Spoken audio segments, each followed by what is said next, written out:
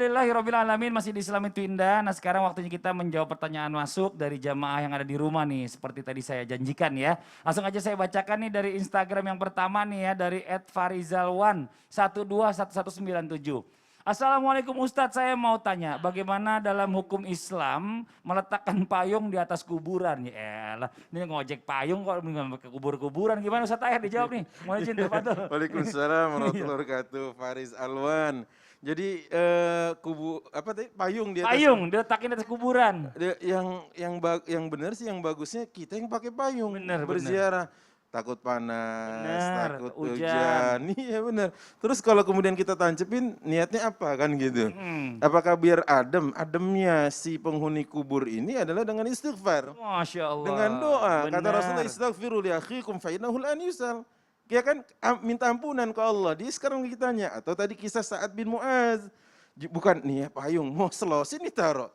Kagak ada ininya istilahnya. Benar. Nah kalau istilahnya kita adalah, kalau Bang Fadli bilang mendingan kita yang pakai nih, bagaimana? Ya, Ya kan? karena bacain kadang-kadang kita panas gitu kan, kita lagi mau berdoa buat orang tua kepanasan pakai payung. Pakai payung, benar itu dia. Benar, Paling kalau di orang situnya. tua pakai payungnya dengan doa kita. Doa istighfar Masya itu dia kita Allah. payungin. Iya, kenapa Kalau Ustaz ada Maulana? daerah Sasair dan semuanya, Hmm. biasanya mayat itu diantar dengan ada payung. Iya. Nanti kalau sudah sampai kuburan, payung itu ditancap baru ditinggalin. Nanti yang ambil itu orang yang di setempat. Jadi niatkan sedekah kali gitu. Oh, mungkin sedekah Kalau niatnya payungnya. sedekah nggak Bisa apa-apa. jadi. Ya kan kalau niat buat mayungin orang yang meninggal salah gitu ya. Iya, jadi kalau balik dari lagi. kuburan istighfar sama Balik doa. lagi, innama malu bin niat. Gitu ya. balik lagi niatnya kayak Iya, gimana iya, tuh. iya, Nah ini iya. Masya Allah, kita masuk lagi ke pertanyaan yang berikutnya nih ya. Dari @misfan Fitriana. Assalamualaikum warahmatullahi wabarakatuh Ustadz. Apakah boleh kalau ziarah kubur hanya bisa membacakan doa Al-Fatihah dan doa bahasa Indonesia aja? Karena saya belum hafal bacaan ziarah. Kalau tidak buka Google dan apakah sampai doanya buat yang sudah meninggal? Mohon pencerahannya, terima kasih. Ini Ustadz Maulana dijawab. Bismillahirrahmanirrahim. Assalamualaikum Iqra warahmatullahi yasin ala mautikum, bacakan yasin untuk rahmatimu. Jadi sebagaimana mat tadi.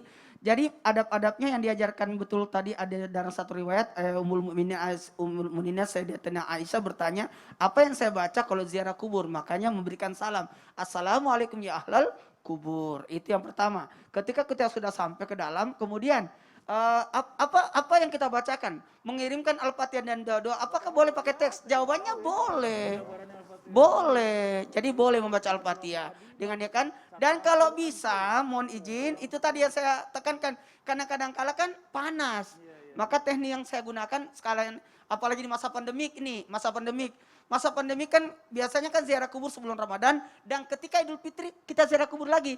Karena sebagaimana engkau mendatangi dia di kala hidup dia senang, begitu pula dia ketika meninggal. Jadi ada baiknya memang ada yang dianjurkan untuk datang ke di hari Lebaran lah, kalau memungkinkan. Kalau seperti saya biasanya sore atau nanti kesempatan kan kuburan orang tua saya kan di Makassar. Jadi ada waktu, jadi itu adalah bentuk penghargaan. Dan bacaannya boleh melihat teks. Apalagi sekarang alhamdulillah kita dimudahkan. Iya. Di setiap penguburan ada tukang baca doa. Betul. Kalau pakai bahasa Indonesia doanya Dan anaknya diterima Bapak nggak?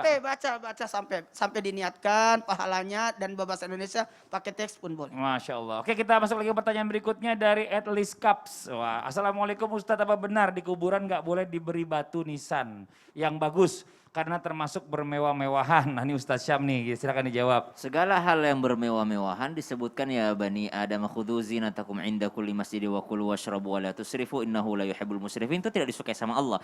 Bermewah-mewahan, bermegah-megahan, berlebih-lebihan itu adalah sesuatu yang tidak disukai oleh Allah Subhanahu wa taala. Namun ini dilihat daripada ma'rufnya saja atau sekitarnya saja. Seandainya mungkin dikuburkan di jazirah Arab, itu mereka nisannya kecil-kecil ya, cukup penanda saja bahwa di sini dimakamkan ini, di sini dimakamkan ini. Tapi kalau misalnya dia dikuburkan di daerah Masya Allah bagus-bagus, misalnya kuburannya rapi-rapi, sebagai seorang anak mestinya juga memperbaiki kuburan daripada orang tuanya. Kenapa? Nanti yang nilai tetangga, ini anak kok nggak berbakti sama orang tuanya, ini anak kok nggak peduli sama kuburan orang tuanya. Kecuali ada request ya, termasuk nenek-nenek kami juga request, jangan diperbaiki kuburan saya, biarkan begitu saja. Jadi ada memang request-request tertentu. Namun untuk penanda supaya supaya sampai cucu cicitnya tahu bahwa itu dulu ada Betul. nenek kamu di situ, maka dirawat pun tidak mengapa. Ya, jangan tidak sampai berdosa. menimbulkan fitnah juga. Betul. Kadang-kadang kita datang ke kubur nih, mohon maaf sebelumnya kita Iya. ngeliat ada kuburan sebelah nggak dirawat nih, anaknya pada kemana? Benar, ya? pasti Gitu, ada bener berpikir kan? seperti itu. Bisa Bener jadi ya? Ada nanti berpikir seperti ada itu. orang yang ngisi kuburan itu. Betul, nauzubillah Karena min tidak dzalik. pernah datang, jadi nanti ditumpukin Ya aja. Allah ya Robbi. Alhamdulillah. Makanya kita bagusin itu sebenarnya niatnya baik Iya. supaya pengen orang tua kita ini tetap tadi penanda nanti sampai cucu cicit kita nih tahu Oh. orang tua kita ada di sini gitu ya. Ini Masya Allah.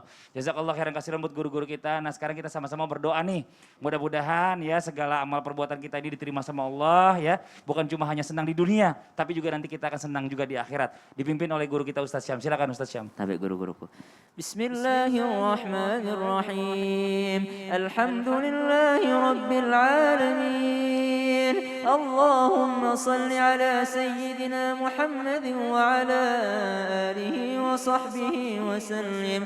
Allahumma ighfir lil muslimin wal muslimat wal mu'minin wal mu'minat al ahya'i minhum wal amwat innaka sami'un qaribun mujibud da'awat ya qadiyal hajat Allahumma ighfir lana dhunubana wa liwalidayna warhamhum kama rabbawna صغارا اللهم اختم لنا بحسن الخاتمة ولا تختم علينا بسوء الخاتمة اللهم بارك لنا في شهر شعبان وبلغنا رمضان بصحة وعافية